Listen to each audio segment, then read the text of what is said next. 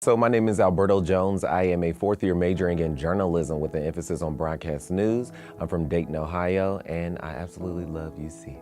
I tell everyone that I was born into adversity. My biological father and my biological mother were mentally ill. There was a lot of domestic violence going on in the home, and by the time I was 1, I was placed into foster care. We kind of went in and out of the system between both parents, facing abuse and neglect, and it really kind of tainted that early childhood. Growing up, I've always had an advocate. When I was in foster care, it was the caseworkers.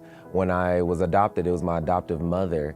And there was a short time where I didn't have an advocate.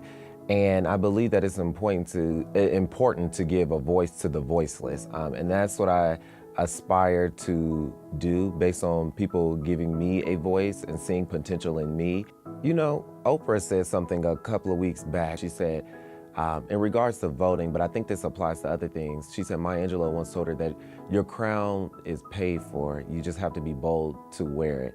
And I think that oftentimes where we are today, we wouldn't be where we are if it wasn't for our ancestors, if someone didn't blaze the trail for you. If Darwin T. Turner wasn't the youngest graduate, where would we be? What kind of scholarship program would we have? Who would be inspired to be young and to be bold and to be black at a predominantly white institution? I think it's important to have trailblazers so that you can draw inspiration to know where you come from. So we're celebrating the bicentennial, and I'll be honest with you, I feel like as a young man of color that I'm not able to celebrate the same 200 years that the rest of the UC community is celebrating, because there was a time where there was an exclusion of people of color.